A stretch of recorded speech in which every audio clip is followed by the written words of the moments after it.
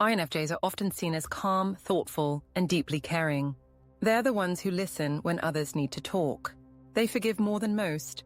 They try to understand even when they've been hurt. Because of that, people often think INFJs never lose control.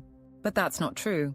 INFJs have limits, and when they finally reach those limits, something very different shows up.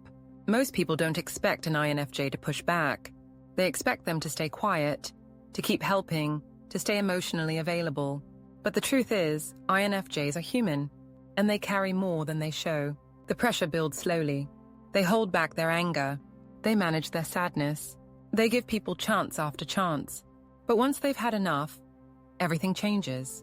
What makes this shift so unexpected is how dramatic it can be. INFJs don't always show warning signs. They don't yell. They don't complain every day. They just take in more than they should until one day they stop. It might be sudden silence. It might be cold distance. It might be a complete break.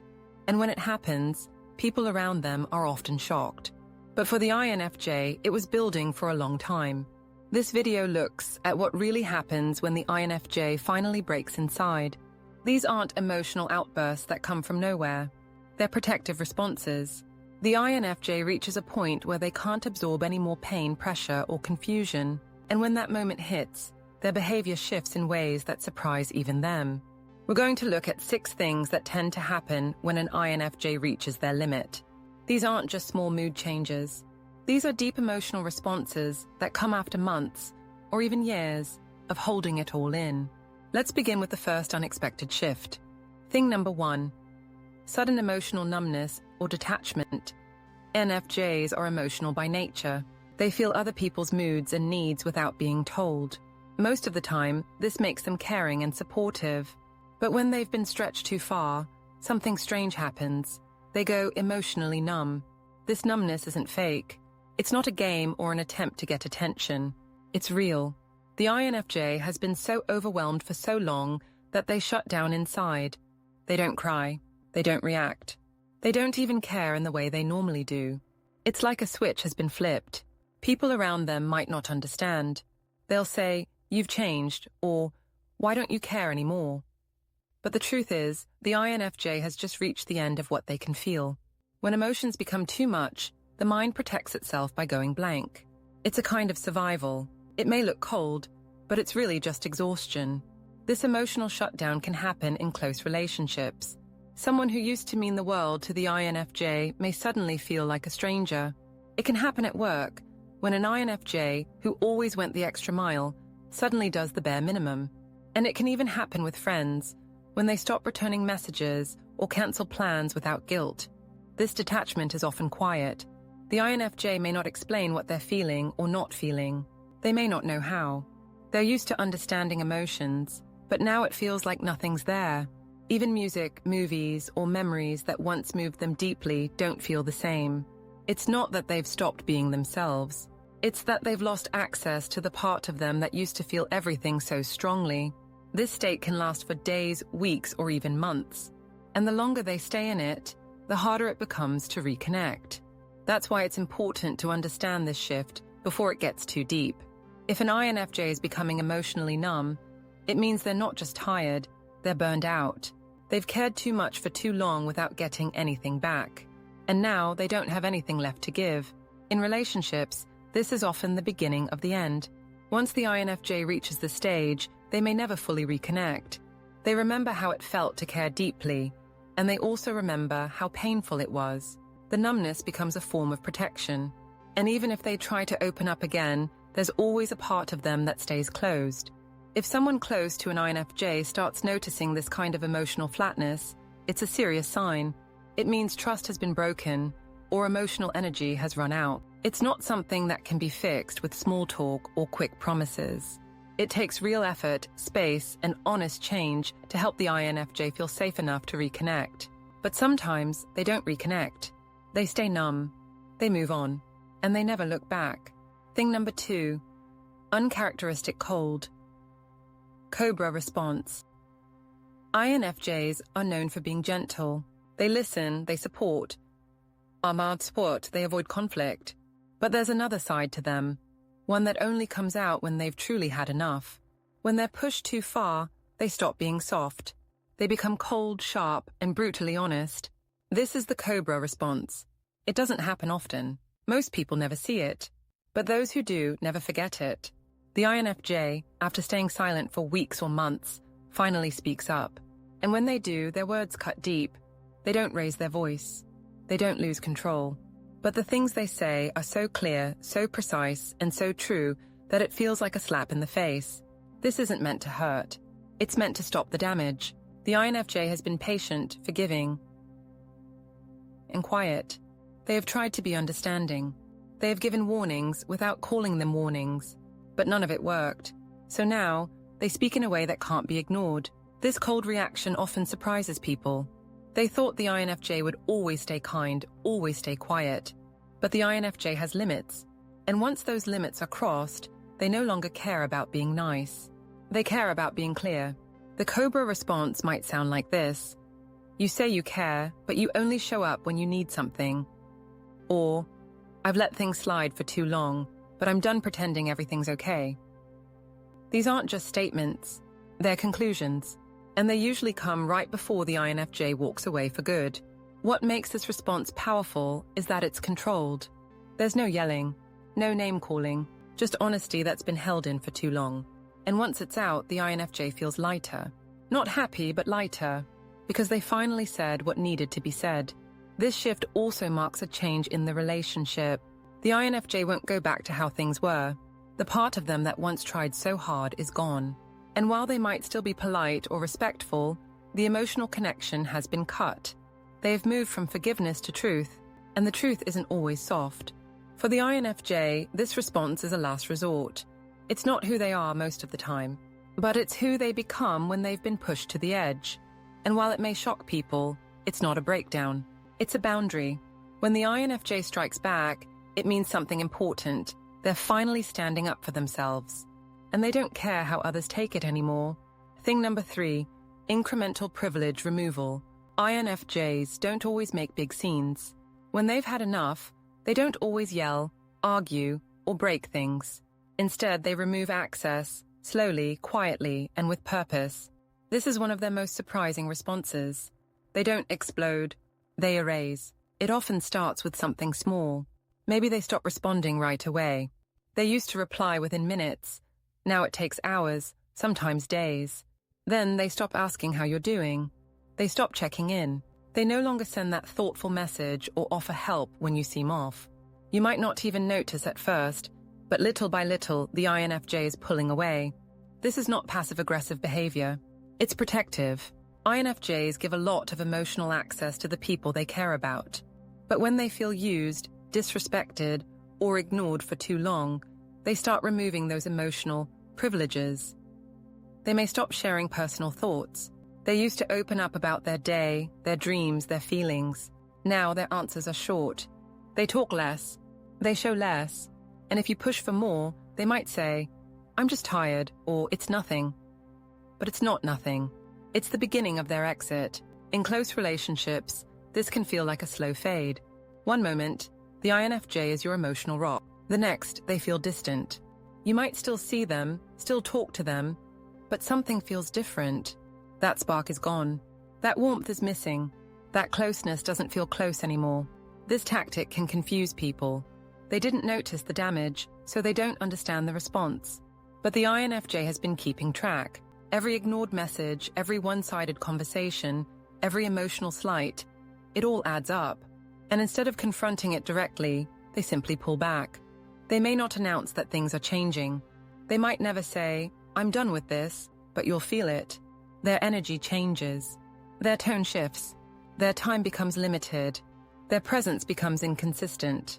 INFJs are strategic with this kind of distance. They give less and less until there's nothing left to give. And by the time they walk away, they've already detached.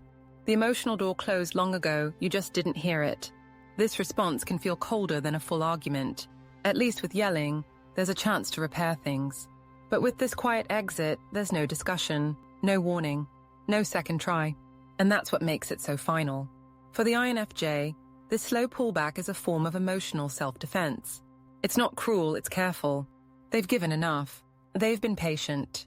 They've tried. and now they're done trying.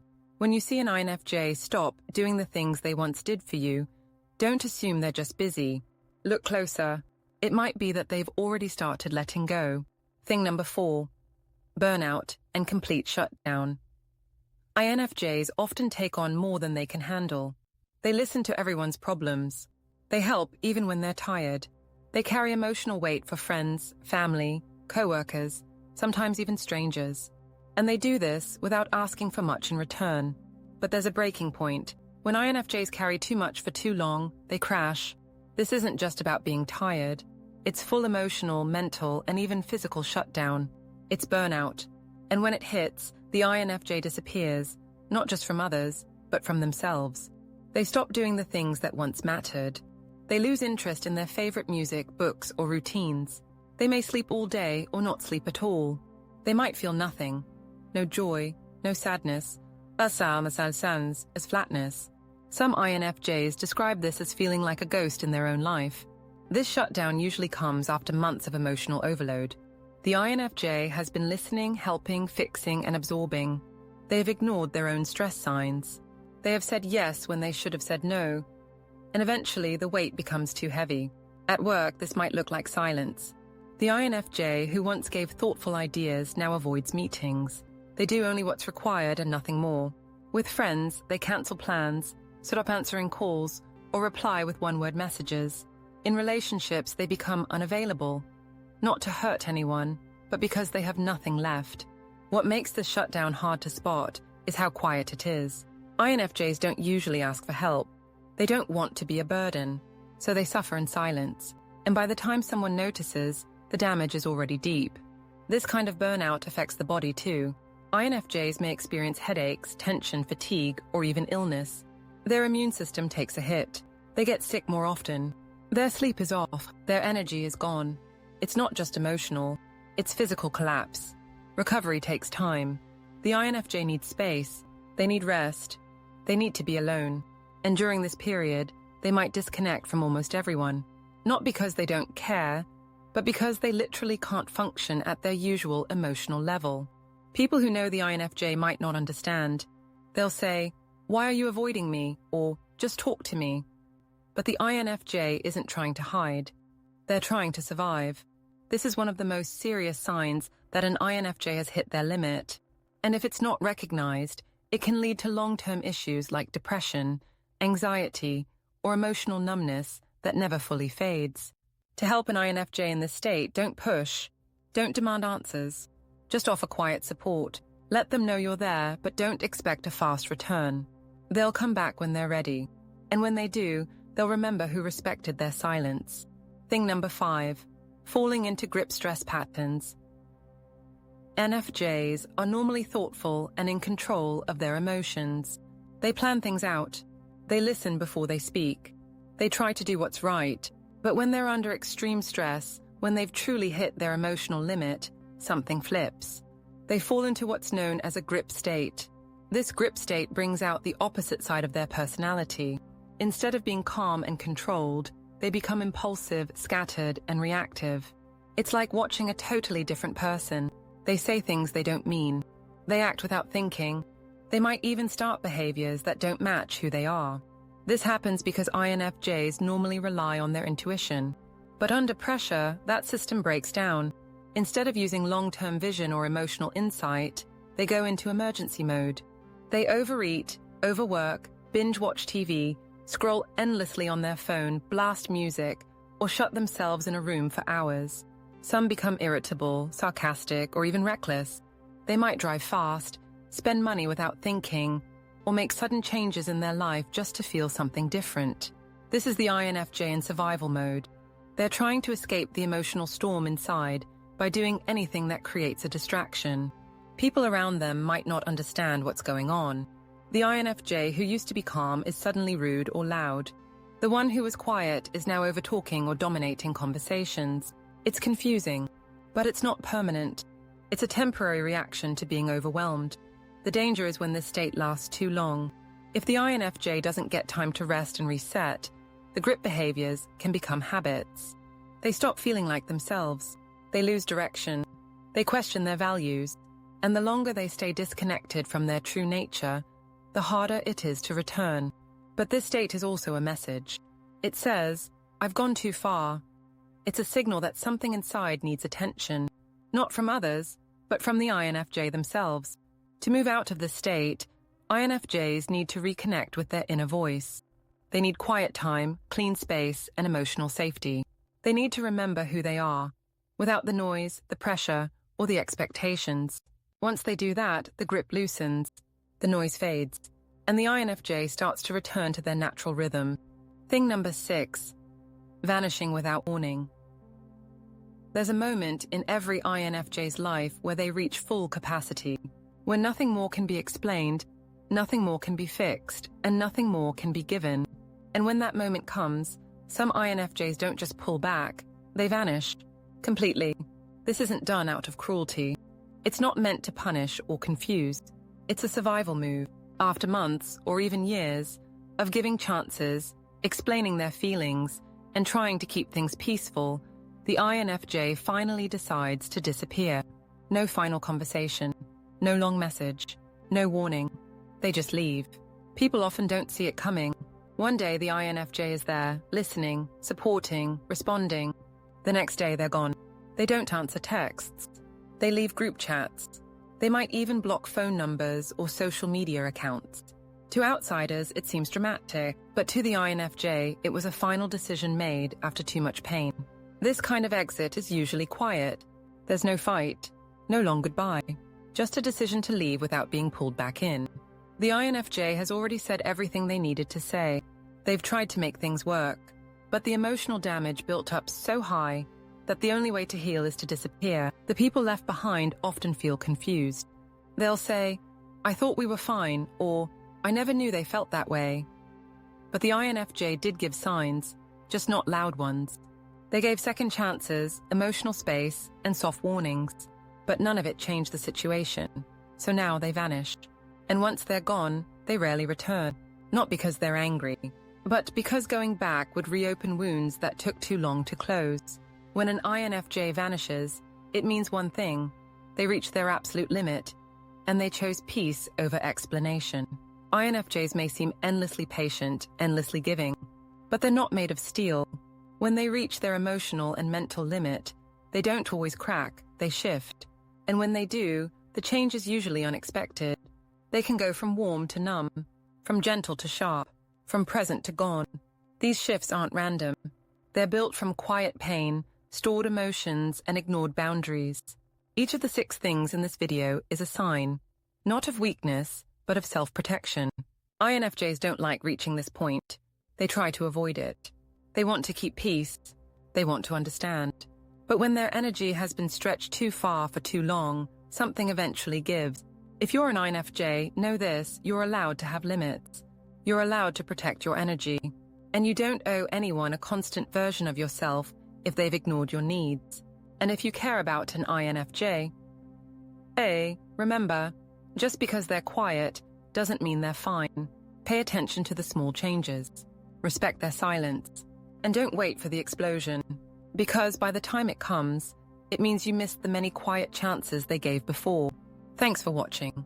If you've ever reached your limit and felt one of these shifts, share your story in the comments. Which one felt most true for you? And if this helped you understand yourself or someone you love, don't forget to like, subscribe, and keep learning with us.